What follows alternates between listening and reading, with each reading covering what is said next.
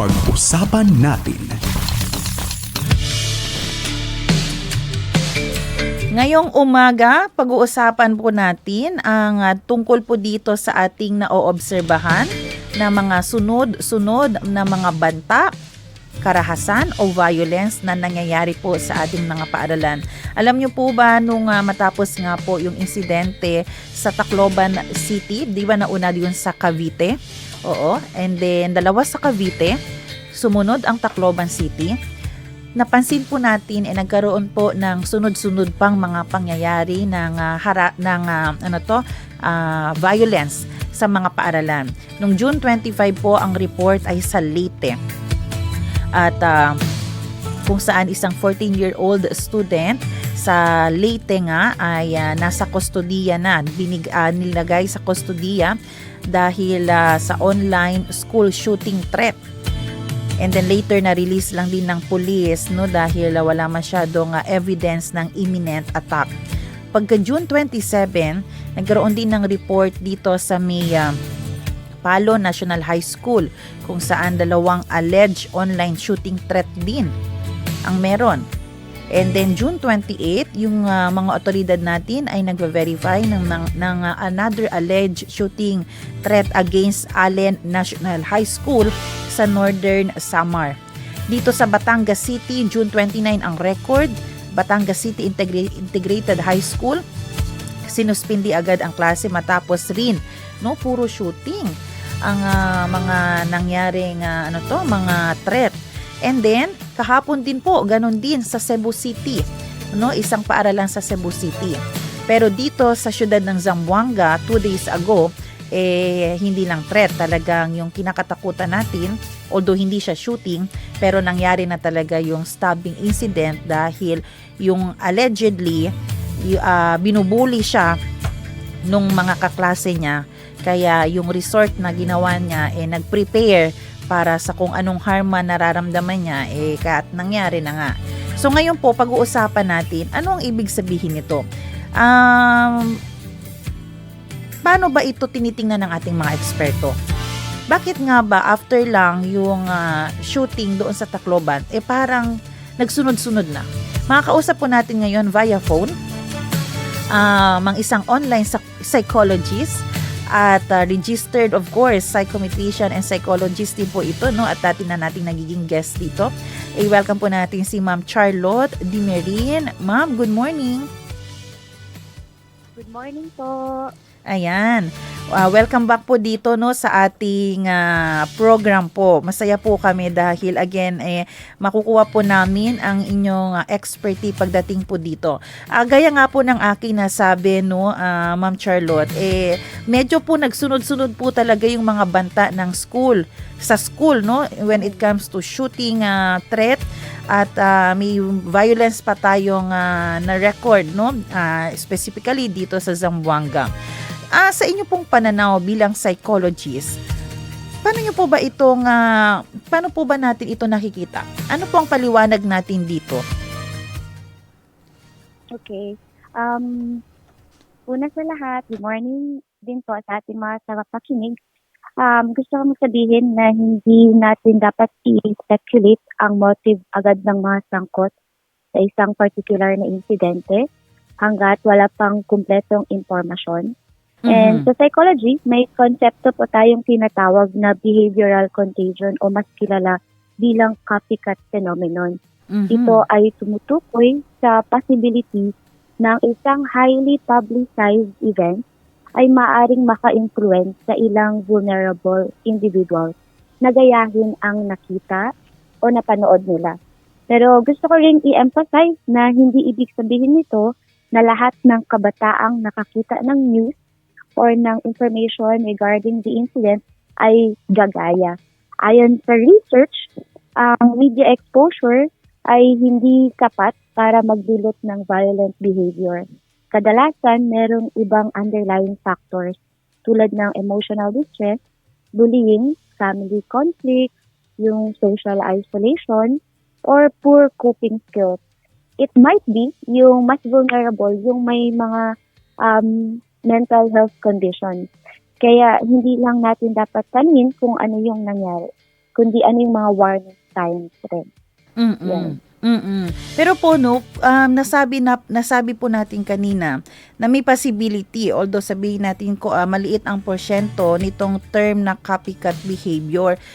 Ma'am Charlotte, ano po ang dahilan kung talagang copycat behavior ang naging dahilan ng bata para sundin yung nakita sa social media, sa mga balita? Ano yung nakikita nating mas malalim na problema?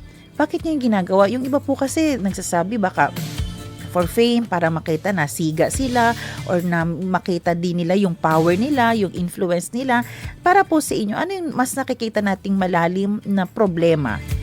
Bakit kung halimbawa copycat behavior ang ginagawa nila, ba't po nila ito ginagawa? Magandang tanong po yan, no, Ma'am Char.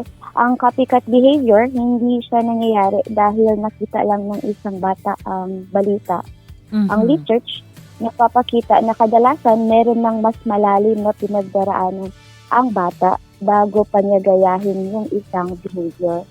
So, yung news o yung social media, maaaring maging trigger, pero hindi ito yung root ng problem.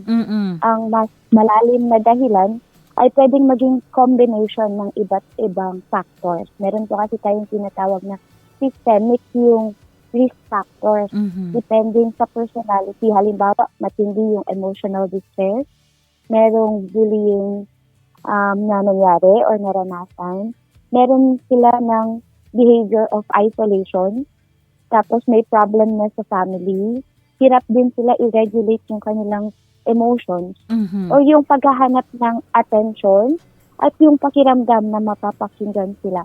Kaya hindi siya sapat na sabihin lang natin ginaya lang niya. Mas mahalagang itanong talaga ano kaya yung daraanan ng batang ito.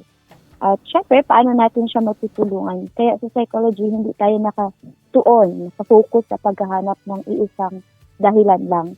Titingnan natin yung whole situation ng bata upang makapagbigay ng tamang intervention at maiwasan yung mga seryosong problema. Ibig sabihin po, tama po yun, no? Kumbaga, halimbawa, nakita niya ito sa Tacloban.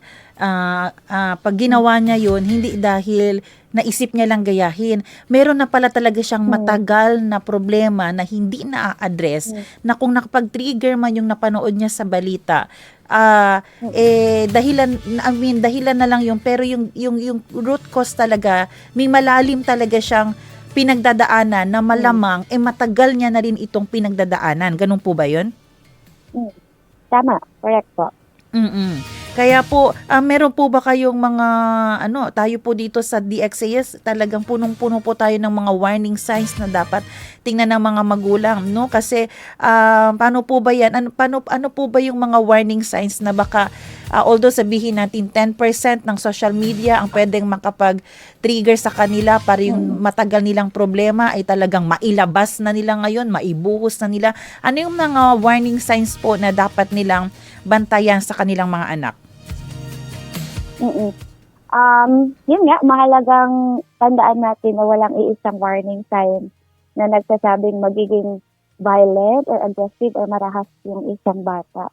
Pero may mga pagbabago sa pag-uugali na dapat natin seryosohin dahil pwedeng maging signs na ito na nahihirapan na siya emotionally or psychologically. For example, ito yung mga warning signs na pwede natin maging aware tayo. Yung biglaang pagbabago ng ugali. For example, dating masiyahin yung bata pero biglang naging tahimik or irritable. Paglayo sa pamilya at mga kaibigan, yung social isolation, ayaw nyo nang maki-socialize.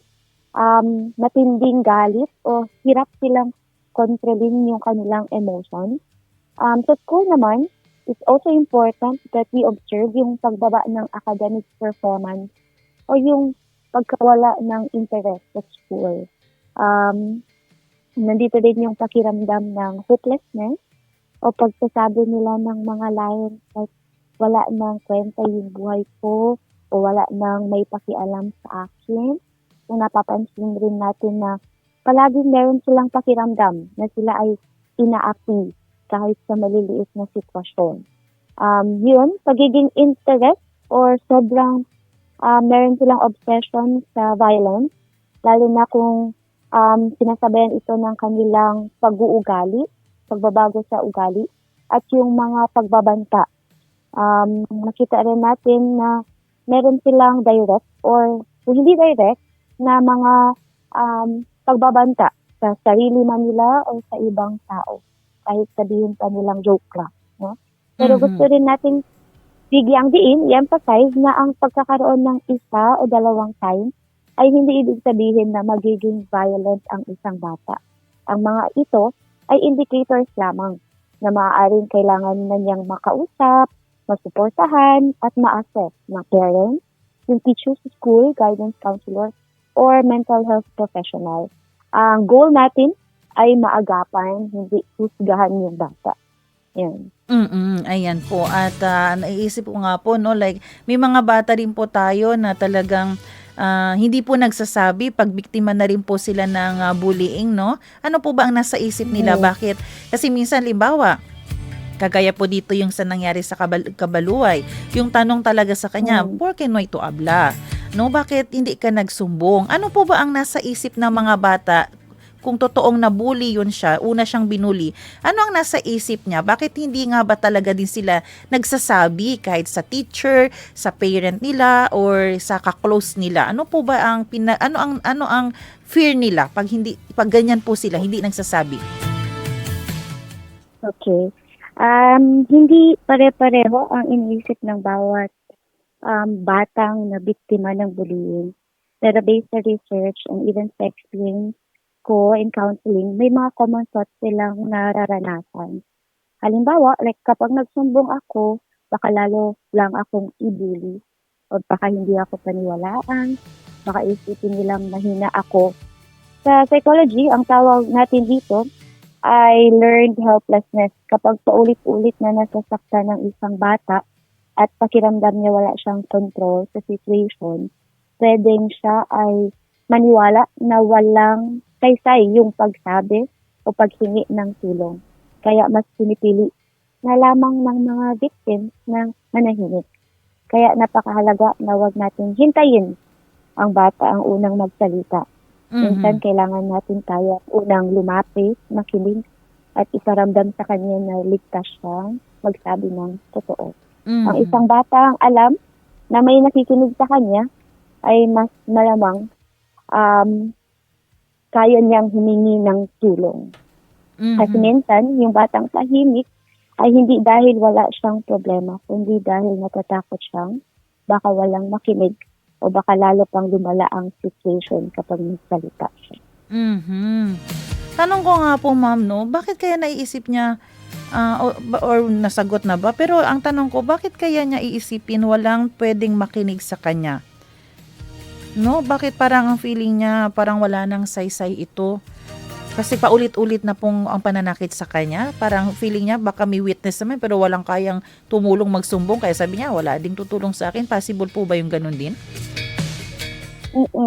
Maraming batang victims ng bullying ang naiisip na walang makikinig sa kanila dahil sa kanilang mga naging experience. For example, maaring in the past, dati, nag-try na silang magsabi ng kanilang pakiramdam o kanilang naranasan, pero hindi sila pinaniwalaan o hindi agad nabigyan ng action yung problema. Or mas lumala yung pagbubuli pagkatapos nilang magsumbong. May ilang bata rin na naiisip na baka sabihin nila sensitive lang ako or normal lang naman ito. Kailangan kong kayanin, ganun. Kaya kapag ulit-ulit nilang nararamdaman na hindi sila naiintindihan o walang nagbago sa situation, nawawalan sila ng pag-asa na may makikinig o makakatulong. So, ibig sabihin din po, no, hindi ibig sabihin na, like for example, yung dito sa, kasi taga Zamboanga naman tayo, yung nangyari dito sa Kabaluay, hindi din natin pwedeng sabihin, na-impluwensyahan yan doon sa mga sunod-sunod na mga threat, mga nangyari sa Tacloban, hindi rin po pwedeng maging ganun yun na dahilan kasi masasabi ba natin, iba ang kanyang kaso? Or may nakikita po ba tayong similarity na case?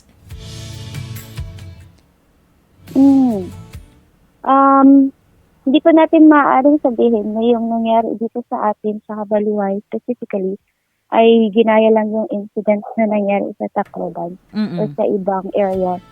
Wala pa tayong enough evidence Mm. upang makagawa ng conclusion. Syempre bilang in the mental health profession, mahalagang iwasan natin yung pag-speculate ng motive ng isang individual. Ang masasabi lang natin ay may mga researches tungkol sa tinatawag nga na copycat phenomenon. Ngunit hindi ito yung nangangahulugang lahat ng kasunod na incident ay ginaya na. Ang Mm. bawat situation kasi merong kanya-kanyang context at dapat, yun na nga, dapat investigahan ng hiwalay. Sa halip na maghahanap tayo agad ng connection sa each incident na nangyari after the Tacloban incident, mas mahalagang bigyan natin ng pansin yung prevention. Kung paano talaga matukoy na yung mga batang nangangailangan ng support. Paano rin mapalakas yung communication sa pagitan ng school and home. Paano rin natin ma-ensure yung protection sa mga school. Mm. Ayan, kasi baka maisip po ng iba, igual man si Akila na Cavite, akal siya na un estudyante transferi. Yan dali to, yan dali, kung nakita niyo po yung video, Ma'am Charlotte, no, yung dire-diretso pumasok siya sa school. Yung mga nasa first row talagang dire-diretso niyang sinaksak. Nagsunod din yun sa isang sa Cavite area din, yung lalaki din, no? May sinaksak din siya. Pero yun na nga, minsan akala natin may connection, akala natin ginaya or na-trigger doon. Pero iba pala ang case dito sa Kabaluay. At ang maganda na emphasize, prevention ang pinagtutuunan natin ng pansin. Pero ano rin po ang advice po ninyo, Ma'am Charlotte?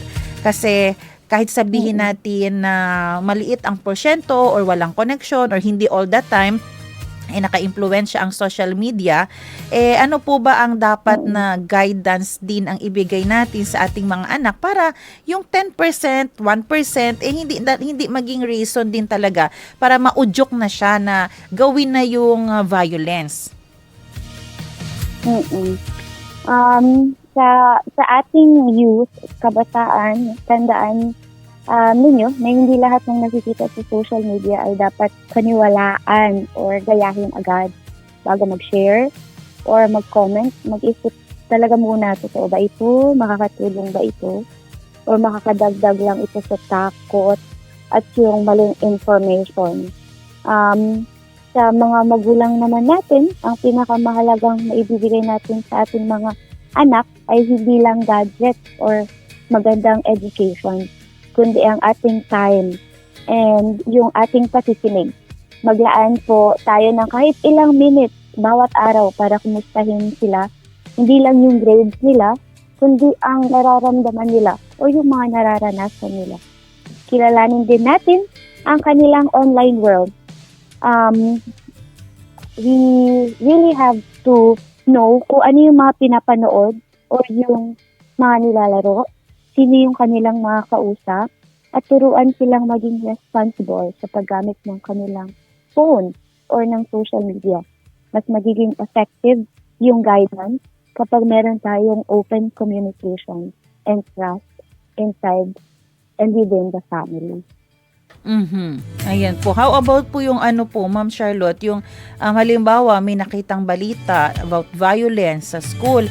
Paano po ba dapat kausapin ng mga magulang ang kanilang mga anak tungkol dito para po naman magabayan po sila, hindi matakot, hindi maapektuhan or hindi matrigger na gayahin po? Kapag may lumabas na news tungkol sa violence sa school, ang unang gagawin ng magulang ay huwag agad mag-panic. Ang mga bata, madalas silang tumitingin sa reaction ng kanilang parents or guardian para malaman kung gaano ba kaseryoso ang situation. Kung kalmado ang parents, mas mananatiling kalmado rin yung bata. No? So, ito yung mga practical steps na pwede nating gawin. You have to ask first before you explain. tanungin mo na yung anak, ano yung narinig o nakita mo, ano yung naiintindihan mo tungkol sa news. Minsan kasi, mali o kulang ang information na kukuha nila sa social media. Second, we validate their feelings. Kung natatakot sila, huwag natin sabihin, wala yan o huwag kang matakot. Mas makakatulong kung sasabihin natin, naiintindihan ko kung bakit ka natatakot. Normal lang na maramdaman yan. Also, we have to give age-appropriate information. Sagutin lamang yung tanong nila sa way na naaayon or appropriate sa kanilang edad. Hindi kailangan ibigay lahat ng details, lalo na yung mga graphics or yung nakakatakot na information regarding the incident. And then we have to reassure them. Ipaliwanag na merong mga teachers, school administrators, and even authorities na nagtutulungan para ma-ensure yung safety and protection sa kanilang school. Mahalaga kasi sa bata yung reassurance. Pero dapat, totoo rin, hindi yung nagbibigay tayo ng maling promise. And then, we can limit their exposure. Hindi rin makakabuti na paulit-ulit nilang panoorin o basahin yung parehong balita. Ang sobrang exposure sa violent news ay maaring magdagdag ng anxiety, lalo na sa mga bata. Kaya we really have to be careful. Less talking, more listening, no? Before we explain the news, let us first understand ano yung nararamdaman at naiisip ng ating mga anak. Matanong ko na rin po, Ma'am Charlotte, no? Kasi may mga parents po minsan siguro hindi alam paano i-handle yung situation kapag nalaman nila na yung ang anak pala nila ay nabully.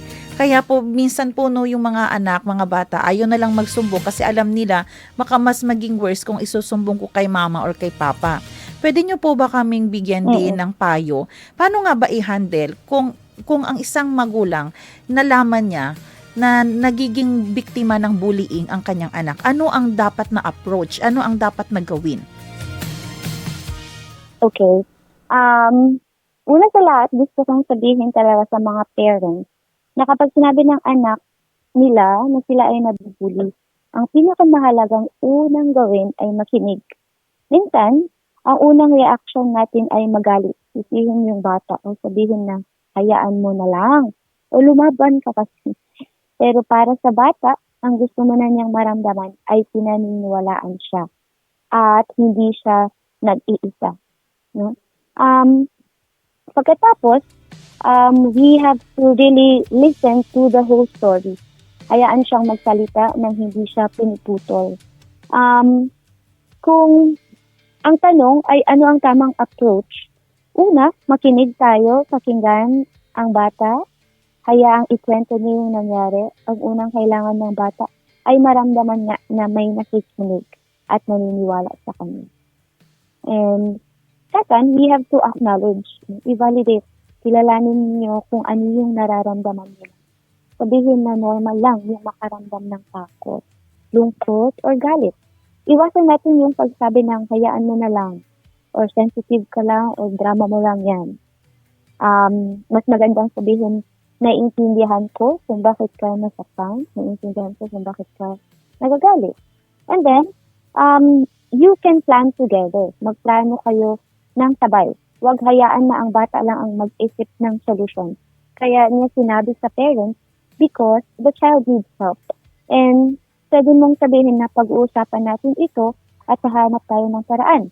And in that way, you can coordinate with the advisor, teachers, yung guidance counselor, and ng mismong school. You have to involve the school in the incident. Ang bullying ay hindi lamang problema ng bata. Responsibility din ng school na i-ensure yung safety ng bawat student. Makipag-coordinate tayo sa school kaysa yung direct confrontation sa ng-bully. No? And then, we have to track yung progress. Patuloy na kumustahin ang bata, hindi natatapos na yung suporta sa isang pag-uusap lang. Obserbahan kung bumubuti ba yung kanyang pakiramdam at kung wala bang changes sa kanyang behavior. Kaya pag ang bata nagsasabing I'm being bullied or nabubuli ako, don't ask first, ano yung ginawa mo? Bakit ka nabully? No, we have to ask first, how are you? Can you tell me what happened?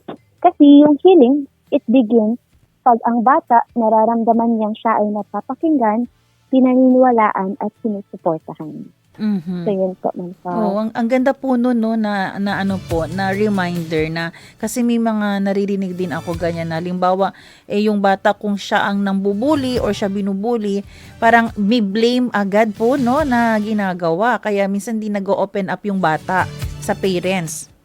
Mm.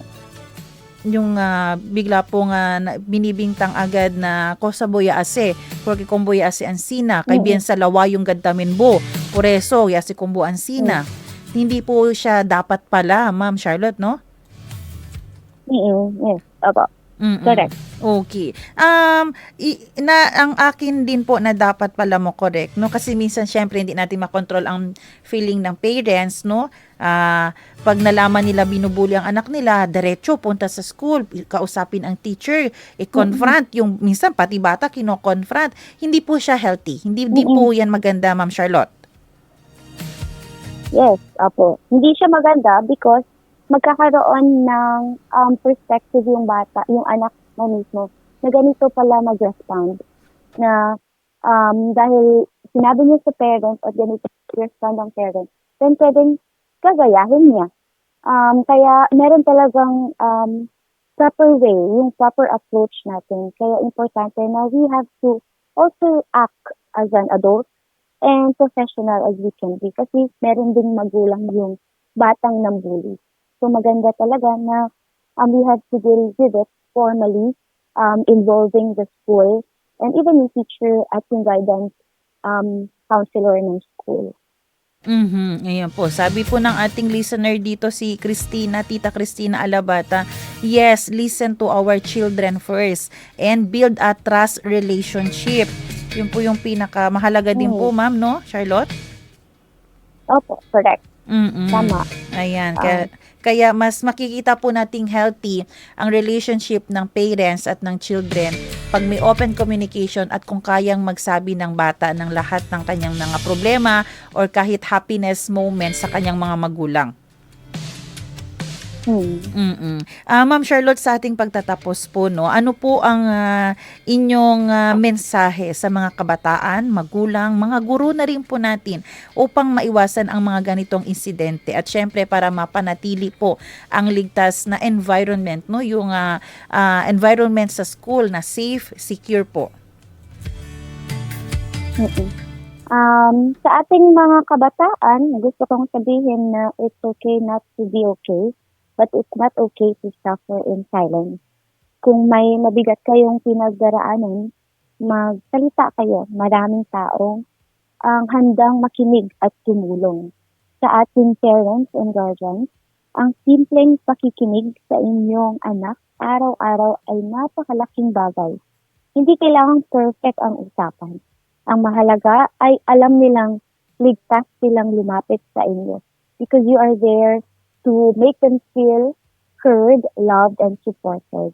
And even sa ating mga teachers and school personnel, patuloy natin gawing lugar ng learning and safety and even compassion ng ating mga schools.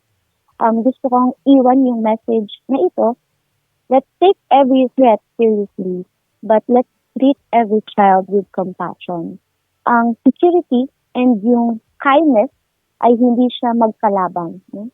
Security and compassion, hindi siya magkalaban.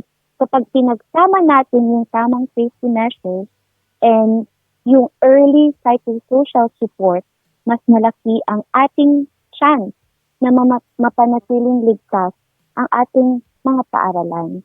So, prevention starts with connection. Kapag nararamdaman ng bata na may nakikinig at may nagmamalasakit sa kanila, mas malaki ang possibility na maaagapan ang problem. So yung school safety, hindi lang siya about metal detectors or security guards. It's all about creating a school where students feel safe, supported, and comfortable asking for help. So yun po ang message ko sa lahat ng ating listeners, sa lahat ng youth, parents, and even those working in the school. Thank you. Ayan, ako maraming salamat po Ma'am Charlotte sa inyong oras at panahon po dito at sa susunod po ulit Ma'am, hopefully po makatulong pa tayo sa mga magulang, sa mga kabataan nakakaranas po may mga mental health condition. Again, nakasama po natin ang isang online psychologist, si Ma'am Charlotte Faith Dimerin. Ma'am, God bless you po. Thank you and God bless you rin po. Ayan. Maraming salamat po sa ating naging guest ngayon mga magulang. Ayan, naturuan na po tayo ng tamang paggabay para po sa ating mga anak kung sila po ay nakakaranas ng bullying. At ano ang dapat gawin para po hindi sila maimpluwensyahan ng kung ano-ano. So, oras natin 8:21 ng umaga, tayo po ay manalangin.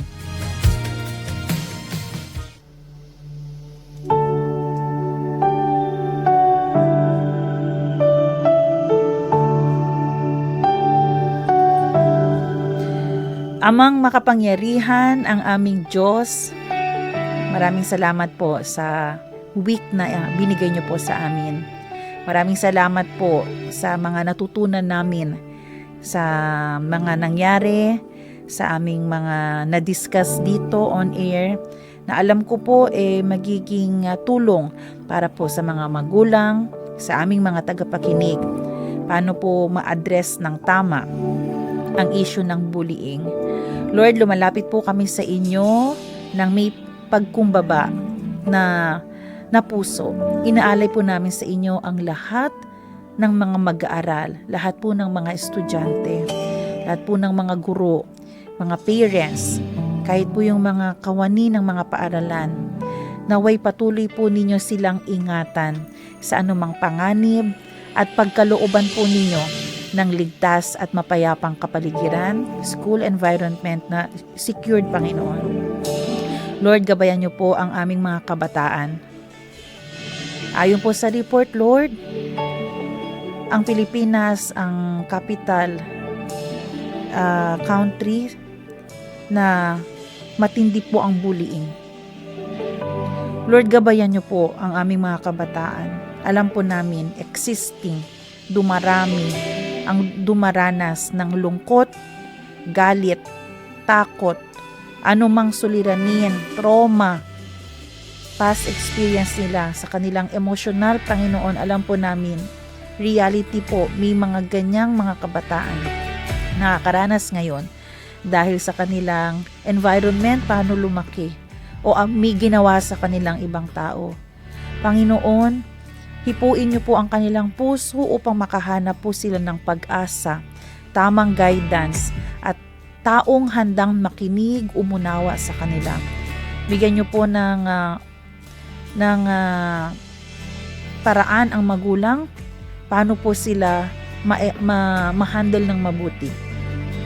Bigyan niyo po ng wisdom ang mga parents, ang mga teachers, mga leaders ng paaralan, upang agad po nilang mapansin ang mga batang nangangailangan po ng tulong at maagapan ng anumang maaaring magdulot ng kapahamakan sa kanila. Magkaroon po sila ng discernment, Panginoon. At sana po, Panginoon, sa mga nangyayari ngayon sa aming mga kabataan, makita rin po ng bawat isa ang kahalagahan, ang value ng pagkakaroon ng Diyos sa isang pamilya, sa isang tao, sa isang kabataan. Dahil kahit anong intervention ang gagawin, Panginoon, kung wala po ang inyong presensya at hindi namin kayo kikilalanin sa aming buhay, hindi po magkakaroon ng totoong pag-asa o transformation sa buhay ng aming mga kabataan. At sana ito po ang unang at makita, ma-realize po ng mga magulang. Tulungan niyo po kami maging responsable sa aming mga sinasabi, sa aming mga salita, sa aming mga reactions. Tulungan niyo po kami, Panginoon, maging bahagi ng solusyon sa aming pamilya, sa aming mga anak, sa aming community, sa aming city, sa aming lungsod, sa aming bansa. Ito po ang aming samot dalangin sa pangalan ni Jesus. Amen.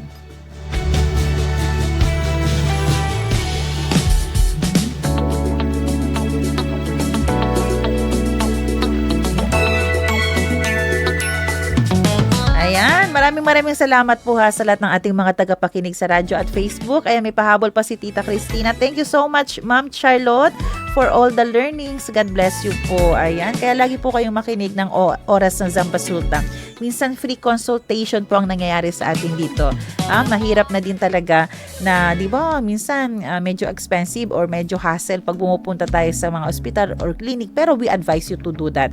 Pero di ba dito sa oras ng Zambasulta, makakarinig rin po kayo ng mga payo ng mga talagang registered psychologists. Kaya patuloy nyo pong i-share ang ating program at pakinggan dito, no? Maraming salamat, Ma'am Lailin. Sabi niya, amen. Ayan.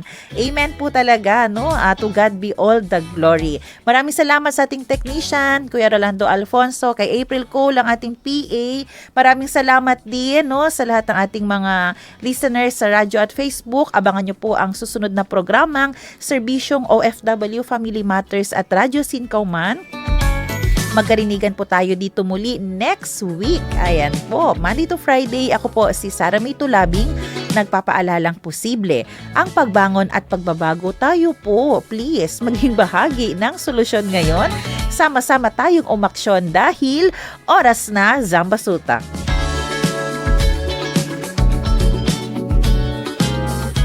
Inyong napakinggan ang programang Oras na Zambasulta. Para sa mga komento, mensahe o suhestyon, tumawag o mag-text sa 0916-296-6625 o sa 0998-844-1410. Since 1948, the good news of Jesus Christ goes out to Filipinos across the islands and around the world. FEBC Philippines. Until all have heard. Ano ang